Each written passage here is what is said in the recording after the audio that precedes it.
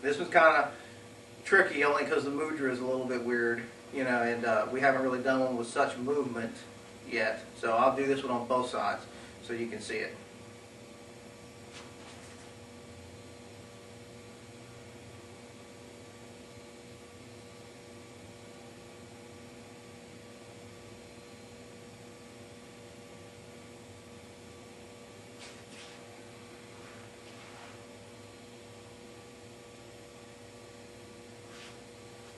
Now I'll do it on the other side.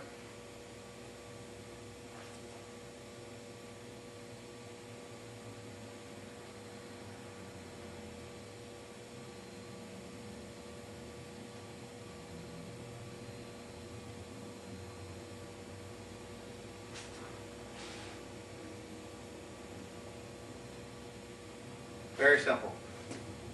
Take you a little bit to get around the ear thing, you know, but other than that, very easy to do. Don't worry about whether or not you're doing it right or wrong. If you're trying to do it, you're doing it good enough for now. And just practice will make perfect. So I'm going to get Matt to come up. I'm going to show Matt the mudra up close. Okay? So just take your fingers and just kind of like curl them in. There you go. These three middle fingers kind of stick out a little bit. Perfect. That's great. Okay? And so now we're going to hold the other arm out, okay, with palm facing away from us. And then triple heater starts at the ring finger and runs up the side, around the shoulder, and then around the ear and off the side of the eye. So now you're just gonna bring this slowly, and now start your 9 breaths.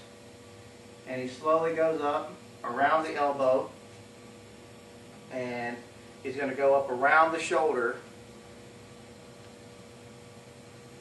and then he'll come around the back side of the ear, not touching, but just around the back side of the ear and off the top of the eye.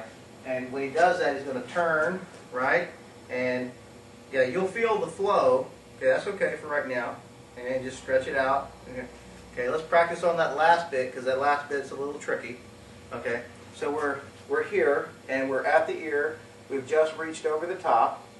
Okay, now I'm going to turn, and as I turn, my hand's simply just going to roll around like I have a ball palming, and then I'm going to discharge it out. Okay, so like I'm bringing it up, around, and down. Is all I'm doing. Even if you just do it like that, just up, around, and straight down, there's no problem. You're doing it great. Okay, it's a little bit more intricate for here. Okay, and we bring it up around the ear.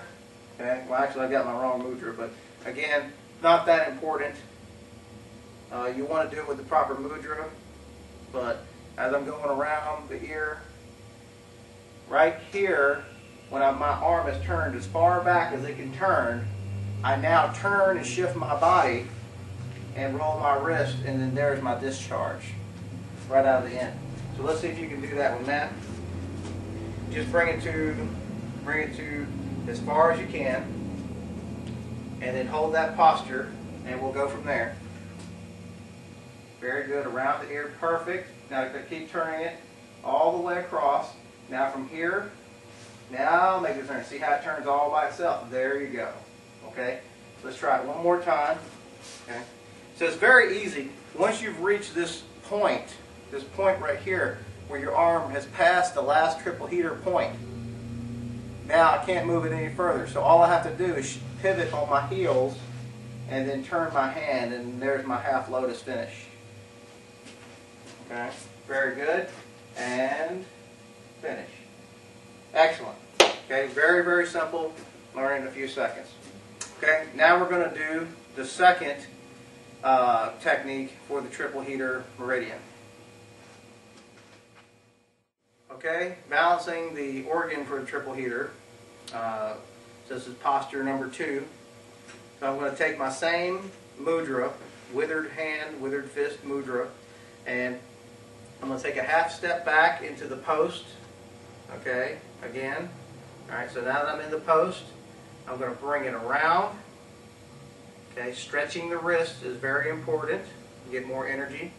And then I'm going to bring it in As I'm bringing it in, I'm going to turn it in toward each other and then pull it into a spot about 2 inches below my belly button. Okay, right, kind of like right around the dantian, in the low abdomen. So just, if you don't know what that is, don't worry about it. Just a spot like a couple of inches below your belly button will be fine. And so from here, I hold for 9 breaths.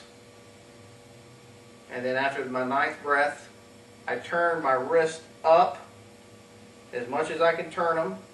And then once I've turned them up, I make the half lotus. And then I bring it down and push out. And then shake, and I'm done. So I'll do it now to show you how it's done, and then we'll bring out Matt. So I'm gonna do it from the right, so I'll be working on the yin side this time.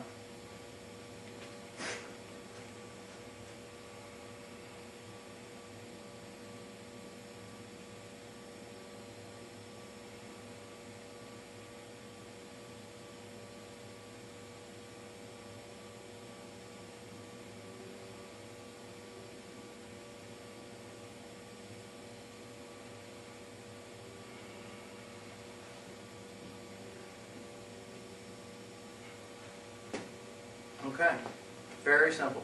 All right, Matt, you come on out. Okay, and so now you saw we're in the post stance on this one. So take either foot back to start with. So he's going to get his stance because the posture is the important thing for right now. Get the posture first, and the rest will come. Okay. Now we do withered hand position.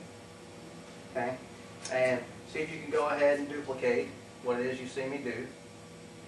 Very good. And he's got the wrist stretched properly. You bring it around. He turns them in so they face each other, and then brings them in. Very good. And just lets them point right at the right below the belly button. And he'll do that for 9 breaths. And after he's done doing this for 9 breaths, then he'll go ahead and turn them up.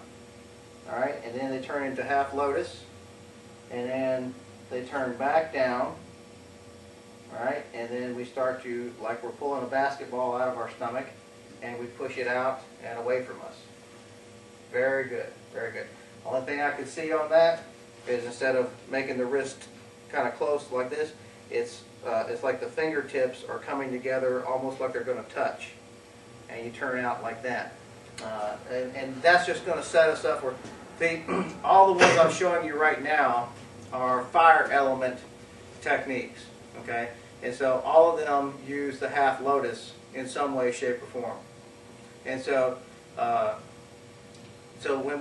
what we're doing is our last real half lotus that we'll see for a while, and it almost makes what looks like a diamond shape. And that's because the next element that we concern ourselves with is going to use a diamond shape. And so we don't touch, we just turn, and then we release out, and then shake and break. So, okay. Very good.